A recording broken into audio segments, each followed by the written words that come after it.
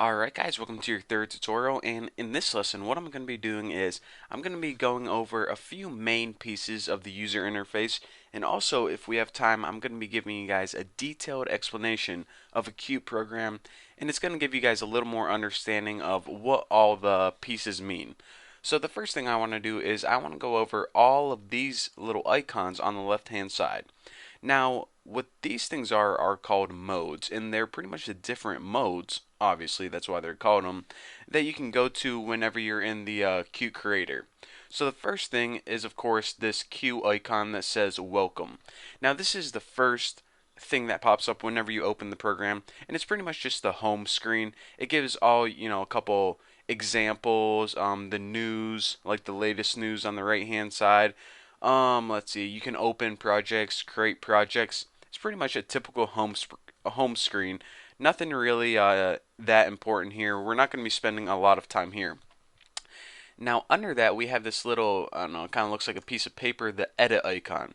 Now the edit icon is pretty much a text editor, and it's where we're going to be spending most of the time writing the C++ code.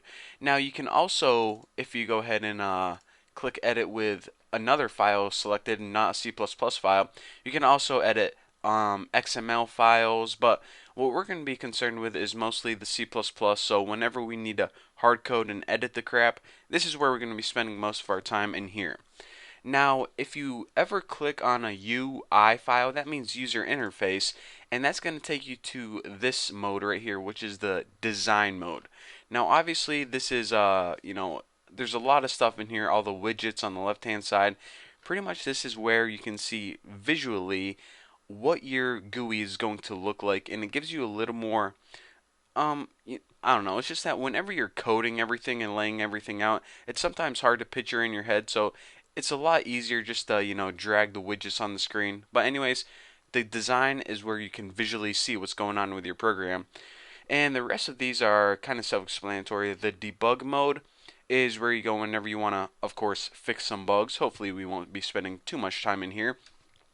The projects is all of your project settings, and aside from that, aside from like your main project settings, like I don't know what version of Q, and I don't know stuff about your compiler, you can also change your editor settings if you want to. So in order to do that, just go ahead to editor settings and go to custom, and you can, if you don't like the way your editor looks, you can do that, but I like mine at the default, so I'm not going to mess with that.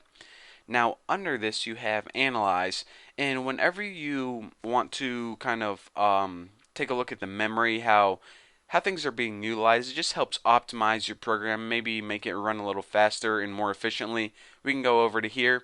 And last but not least, we have the help section. Now Qt actually has a really awesome help section, and basically you guys already know what help is. It has all the documentation. I think it has some frequently asked questions somewhere. Yep, right there. All the glossary and all the technical stuff as well.